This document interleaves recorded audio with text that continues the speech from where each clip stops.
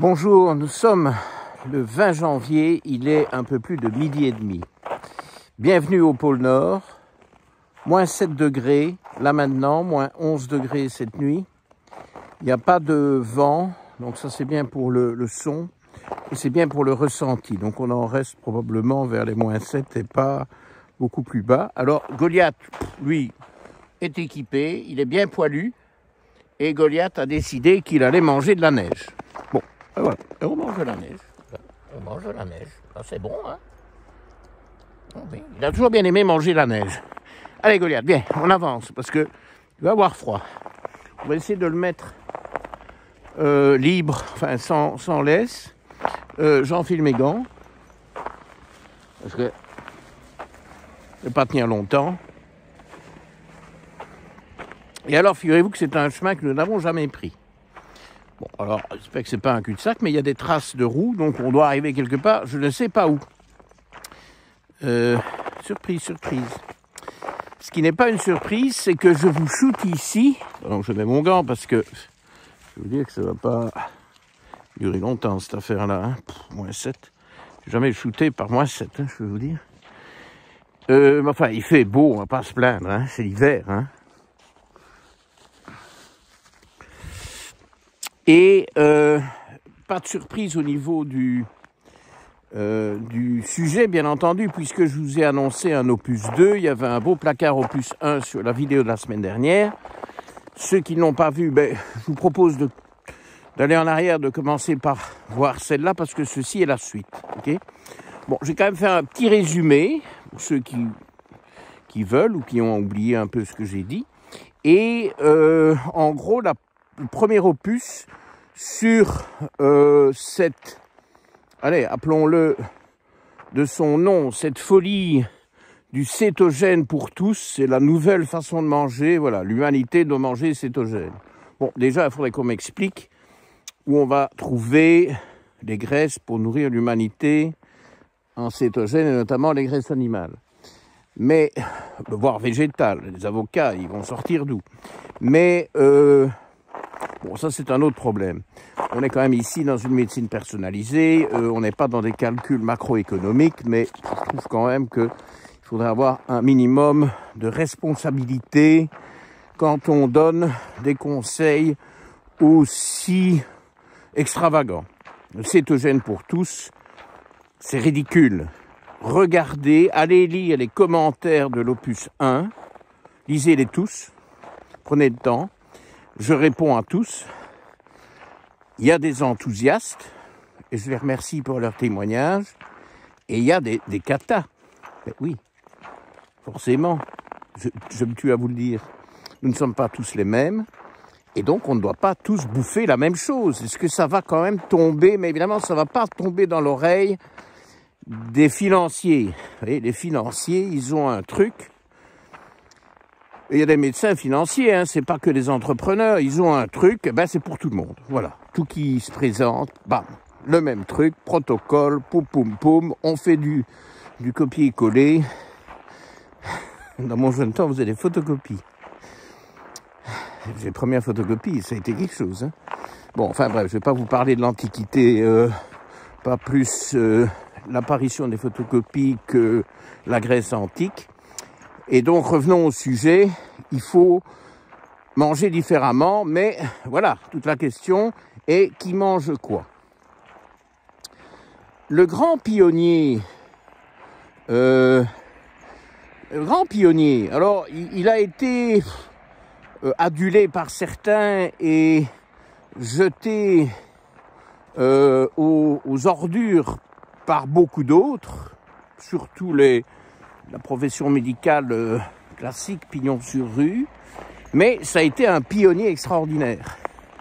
Je vous dis de mémoire, mais je ne pense pas me tromper, je crois que c'est Peter d'Adamo, avec apostrophe, D apostrophe, Adamo, qui me semble être américain, mais bon, je n'ai pas été vérifier tout ça. Bon, c'est des choses que j'ai, comme tout le monde, hein, que j'ai découvertes il y a 20 ans, et regardez, il y a 20 ans, je ne sais même pas, il y a 20 ans, 25 ans, je ne sais plus. Il me semble que c'est 20 ans. Enfin bon, bref. Le but n'est pas de parler de ça, mais son idée, c'est que nous ne sommes pas tous pareils. La preuve, c'est que nous avons des groupes sanguins différents. Et il trouvait qu'il y avait un sens à manger différemment selon ces groupes sanguins. Bon, alors, il y avait quand même quelque chose là-dedans. Tout le monde a quand même été d'accord. Moi, je suis O positif. Et j'étais assez bien attiré par ce qu'il recommandait pour les O positifs. Et donc, à l'époque, j'avais jeté un œil. Je ne crois pas avoir jamais acheté un de ses livres. Mais bon, voilà, j'avais un peu lu. J'en avais quand même conclu que ces bases scientifiques étaient insuffisantes et que finalement, quel est le lien entre le métabolisme et le groupe sanguin? C'est très indirect. Hein, et donc, ça se... Il y a aussi le problème, c'est que le groupe sanguin O est largement majoritaire, O positif en tout cas, notamment encore plus par rapport au négatif. Bon, tous ces gens-là doivent manger la même chose. Ça collait pas, mais ça m'a un peu titillé. Alors bon, depuis une dizaine d'années, j'ai découvert le génotype ApoE, qui lui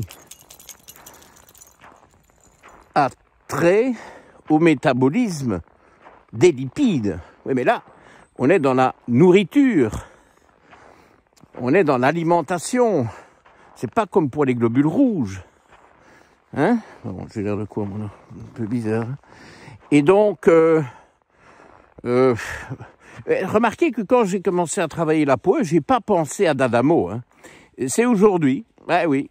Enfin, il y a aussi des... c'est quand même grâce à des internautes qui m'ont dit « Mais tiens, finalement, D'Adamo, tout compte fait, etc. » Mais oui. Alors, non seulement il y a le génotype ApoE dont je vais vous parler tout de suite, et donc il y a 3 versions. Hein, je rappelle, il y en a qui n'ont pas vu d'autres vidéos. Il y a ApoE4, qui est quand même le génotype originel, qui reste beaucoup plus fréquent en Afrique,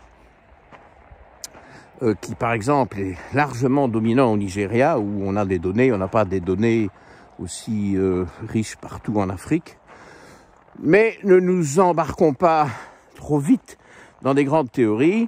C'est vrai que la sortie de l'Afrique, il y a 100 000 ans, mais les premières sorties ont raté, donc les grands mouvements de population de l'Afrique vers le nord, où évidemment il faisait beaucoup plus froid, se sont surtout développés il y a 50 000 ans, mais bon, il y a eu des vagues, c'est une complexité. Et donc cette sortie de l'Afrique vers le nord, où il faisait plus froid, où il y avait donc du sens de manger plus de graisse, peut-être d'en trouver davantage aussi, puisque les animaux qui se protègent du froid ont plus de graisse. Bon, hein, ça a du sens quand même, ce que je dis là, me semble-t-il. Vous me confirmerez, ok. Les génotypes E3 et puis E2 sont apparus, un peu comme si on passait chaque fois un cap vers davantage de graisse, le 2 étant le cap ultime actuel. Et non, je ne vais pas vous annoncer qu'il y a un ApoE1 en Laponie, ok? Ça c'est. Et cette histoire des Inuits qui seraient tous deux, je vous répète que c'est probablement de la connerie. Bon, j'ai pas des données fiables sur les Inuits, mais faut quand même se calmer avec ça, parce que il n'y a pas que l'ApoE qui joue un grand rôle dans les lipides, les transports de lipides, hein, mais il y a aussi quand même l'autre versant qui est l'amylase salivaire qui a en charge la métabolisation des glucides dans la bouche en mastiquant, parce que la salive contient cette amylase très importante Et les Inuits ont très peu d'amylase. Et donc, ils ne sont pas équipés pour manger des glucides. Et quand vous n'êtes pas équipé pour manger des glucides, vu que personne nulle part n'a jamais mangé que des protéines, sauf des fous furieux, il y a aussi une vingtaine d'années, dans des régimes destinés à perdre du poids et qui étaient toxiques, et que j'ai maintes fois critiqué sur ma chaîne et que je n'ai jamais adopté à l'époque, alors que à l'époque, c'est ça qui était tendance. C'était l'hyperprotéiné. Et maintenant, récemment, en France et autour de la France, notamment ici, c'est le cétogène qui est tendance. Voilà. Ben oui, hein, une mode chasse l'autre. Évidemment, tout ça commence toujours avant aux États-Unis, où les outils marketing sont peaufinés, et puis alors ça déferle. Bon, je répète tout de suite avant que certains ne s'offusquent que je vois des avantages à la diète cétogène et qu'elle s'indique dans certaines pathologies. Beaucoup de médecins sont d'accord là-dessus. Pas tous, les ultra-conventionnels, toujours pas, mais les médecins qui ont une ouverture d'esprit, et forcément des médecins qui s'intéressent à la nutrition. Bon, qu'est-ce qu'il me fait, lui, là? Où est-ce qu'il va? Eh oui, c'est joli, hein? Ah, quand j'ai vu le gel, il y a une nuit glaciale sibérienne, je me suis dit, bon, là, froid ou pas, on va aller shooter, parce que c'est un décor qu'on a même pas nécessairement tous les ans. Enfin, quoique ici, en général, oui, mais de là à aller shooter le jour J, quand il y a encore du givre sur les arbres. Enfin, pour avoir le givre sur les arbres, j'aurais dû aller plus tôt. Mais bon, on a été faire nos courses. Hein, et puis, un tout petit peu de chaleur, parce que ce matin, moins 11. À mon avis, il fera plutôt moins 5 ici à la fin de la promenade, parce que ça se réchauffe un peu. Et donc, ce cétogène a des indications médicales. Okay, et là, il faut partir en cétose. Et il faut mesurer, enfin, il y a un encadrement. Et il y a des gens qui sont spécialisés là-dedans, c'est pas moi. Je les laisse faire, très bien. Alors, les indications, on les connaît. C'est l'épilepsie, c'est certains troubles neurologiques, c'est probablement la neurodégénérescence, les Alzheimer, débutants, ça marche bien. Ça a du sens dans les cas de cancer grave, parce que on va affamer les cellules cancéreuses qui carburent aux glucides. Bon, et donc tout ça c'est bien. Et là, effectivement, il faut appliquer une diète cétogène radicale. Bon, en alimentation humaine, j'ai affaire à des réactions assez virulentes qui me disent « Ah oui, mais si vous laissez un peu trop de glucides, c'est pas une diète cétogène. » Mais je m'en fous, moi, que ce ne soit pas une diète cétogène. Hein? J'en ai rien à foutre, moi, de la diète cétogène pour l'alimentation de la personne lambda qui cherche à être en bonne santé, à bien manger. En réalité, j'ai un peu creusé le sujet depuis la semaine dernière. Je m'aperçois qu'on veut fourguer des diètes cétogènes. Il y a une idée de perte de poids. Je vois les commentaires. Ah, mais si vous mangez un peu trop de glucides, vous n'allez pas perdre le poids. Oui, mais là, la perte de poids, non merci. Hein. On n'est pas dans la perte de poids. Allez, Goliath, avance. Viens. Viens, allez, regarde, là, il y a du soleil. Viens. Il fait moins froid. Allez, vite, vite, vite. Et donc, je ne vois pas pourquoi on serait obligé, pour tout un chacun, de pousser le cétogène jusque la céto. Je capte... Oula, voiture. Bon, ben, comme quoi, c'est effectivement une route ici. Viens vite. Ouais, moi, j'attire les voitures, c'est pas possible. Je n'ai probablement pas passé de voiture ici depuis une quinzaine d'années. Enfin bon, c'est un peu malhonnête de dire ça, parce que La route est quand même des traces de pneus, mais enfin, c'est quand même invraisemblable. Je ne sais même pas où elle va, moi, cette route. Je ne l'ai jamais prise. Je ne savais même pas qu'il y avait une route. Bon, bref. Donc, moi, j'utilise l'expression tendance cétogène. J'ai envie d'inventer un terme, mais bon, avec un clin d'œil. Je ne me prends pas au sérieux avec ce genre de... que ça, on refile à plein pot vers le marketing.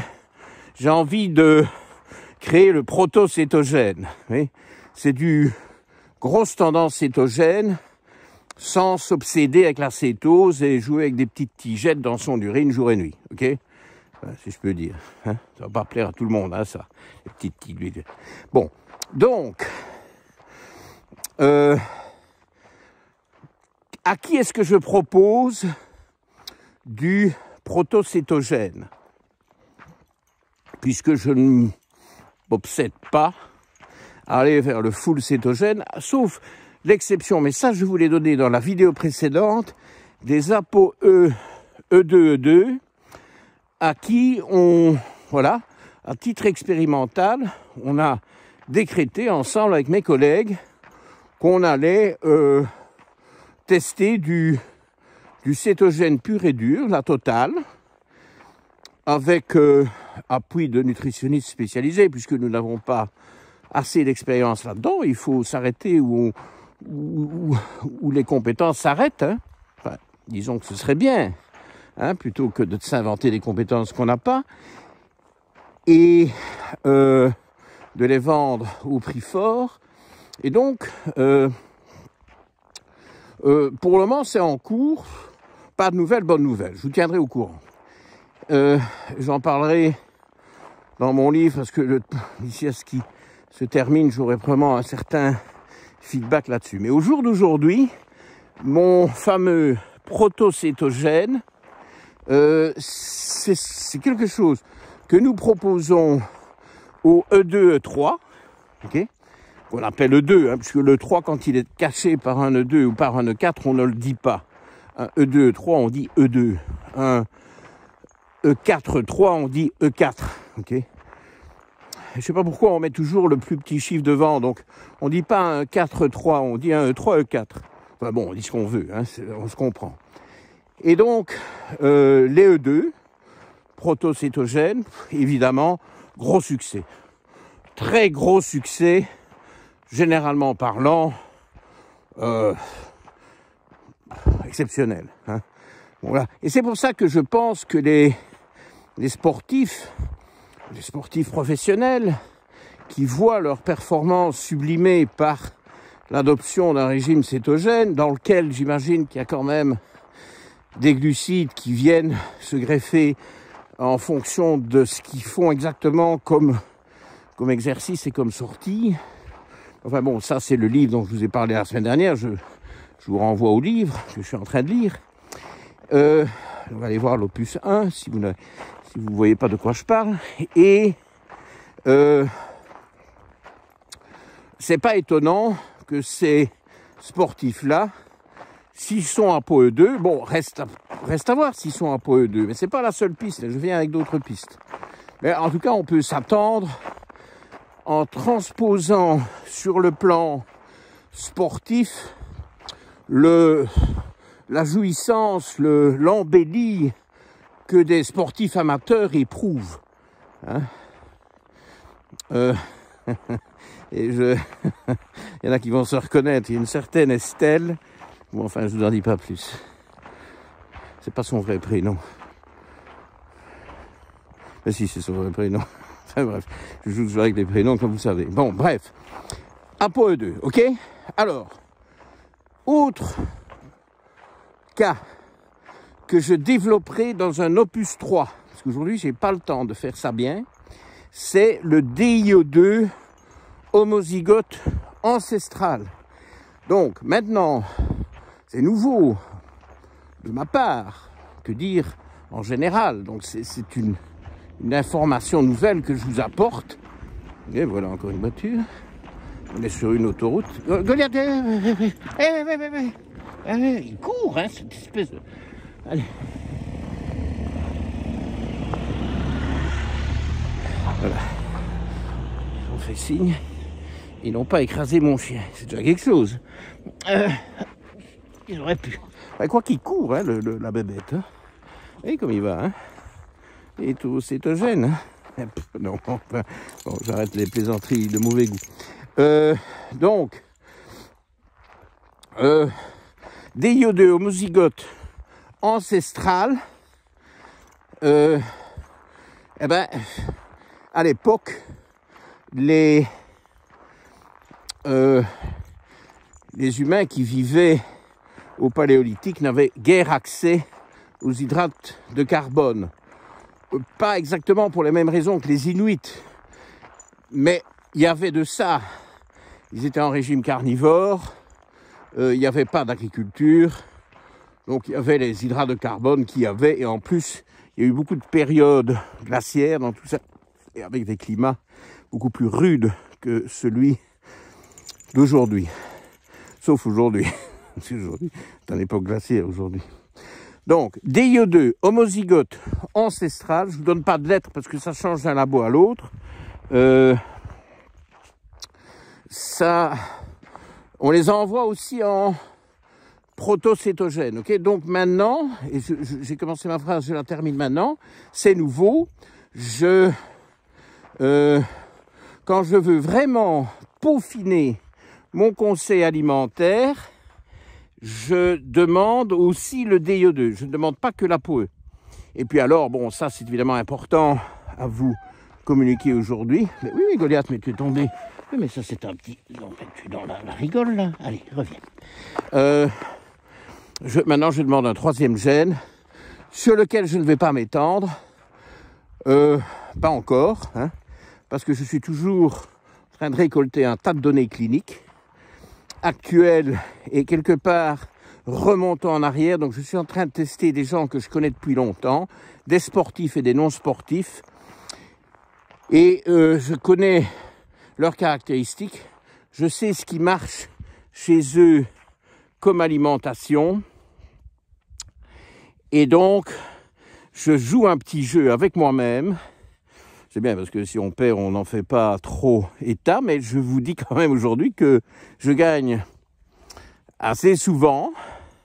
C'est récent, hein, donc je n'ai pas des statistiques à vous proposer, mais je cherche à deviner le génotype de l'amylase 1A. Alors, Goliath veut redescendre. Il se dit, oui, c'est bien beau de monter, mais on va refaire... Allez, on descend, Goliath, oui. Et il sait calculer ce qu'il peut faire et pas faire. Et donc, voilà, il y a un jeune triathlète là que je connais depuis longtemps, qui avait pris beaucoup de poids sur un régime hyperglucidique, soi-disant imposé par son imbécile, le directeur sportif, un vrai imbécile celui-là, pour qu'il performe, mais en fait il performait pas et il s'enrobait. Alors on l'accusait de tous les maux, de ne pas mener une vie de coureur, comme on dit, de ne pas être discipliné, de ne pas écouter ce qu'on lui disait, alors qu'il écoutait ce qu'on lui disait. Et moi, il me le disait, mais je le croyais forcément, parce qu'il viendrait me raconter des sornettes, et il était dodu, hein, et il bouffait un tas de spaghettis. Et plus on lui faisait bouffer de spaghettis, moins il avançait, et moins... plus il prenait de poids. Bon, désolé. Alors, j'avais prédit, et il ne connaît pas encore son résultat, donc si ça se trouve, il va le découvrir dans la vidéo, parce qu'il va se reconnaître. Je ne dis pas qui c'est, mais il va se reconnaître. J'avais dit, c'est un sujet qui a peu d'amylase. Ben oui, il a peu d'amylase.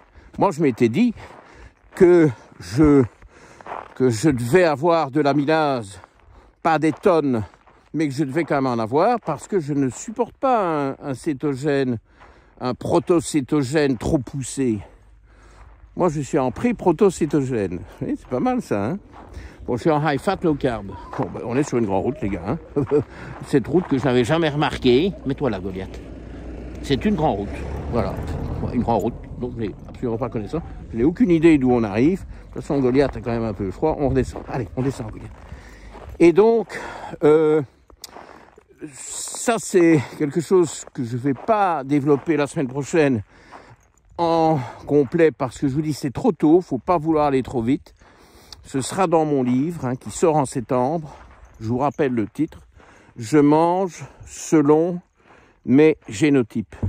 Et le mais, ben, c'est forcément ApoE, DIE2, à cause de l'homozygote variant, enfin de l'homozygote que je raconte, de l'homozygote ancestral, oubliez le variant, à cause de l'homozygote ancestral, on l'appelait variant il y a 6 mois, mais dans 6 mois, il se passe beaucoup de choses.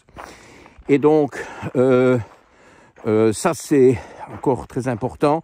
Les autres génotypes DIE2 ne jouent pas vraiment sur la diète, il ne faut pas non plus aller chercher des choses où il n'y en a pas. Et l'amylase 1A qui fera quand même partie vraiment du podium des génotypes qui jouent un rôle sur l'alimentation, sans oublier évidemment le génotype LCT, la tolérance ou pas au lactose, c'est quand même importante à connaître et qui est très facile à identifier via un génotype. Donc ce sera ça le livre, mais l'amylase 1A sera surtout développé dans le livre pour le moment. Bon, ben voilà, j'étudie la question, je fais mes devinettes. Je suis content quand ça marche, mais forcément, je vais probablement avoir des déceptions, mais j'en suis pas encore là. Enfin, je vous livrerai tout ça, probablement dans des vidéos ultérieures. J'aborde le sujet dans les masterclass qui vont sortir au mois de mars. Bon, ben, voilà, ceux qui voudront s'y intéresser, ils en sauront plus. Mais sachez que tous ces génotypes vont renvoyer vers le cétogène ou le protocétogène, si vous voulez. Donc l'ApoE2, le DIE2 homozygote ancestral et les gens qui ont une faible capacité de produire de l'amylase parce qu'ils ont peu de copies du gène AMY1A, qui lui ne fonctionne pas par efficacité ou inefficacité de l'enzyme, l'amylase est un enzyme, mais qui fonctionne via un nombre plus ou moins grand de copies. Donc si vous avez peu de copies, eh bien allez vers aussi le protocétogène. Mais n'y allez surtout pas si vous êtes ApoE4. Et si vous allez... Enfin, ceci dit, les ApoE4 peuvent manger gras sans graisse saturée. Hein, ça, c'est quand même quelque chose qu'on peut personnaliser. Mais pas le cétogène pur et dur, standard, le même pour tous, comme je vois trop sur Internet. Et ceux qui ont beaucoup de copies d'amylase, je saurai dans quelques mois si c'est pas aussi une contre-indication du cétogène. J'ai l'impression que c'en est une aussi. Mais vous voyez dans les commentaires qu'il y a beaucoup de gens qui disent « Moi, j'ai essayé le cétogène, oulala, ça m'a pas convenu du tout. » Il faut quand même l'accepter, ok?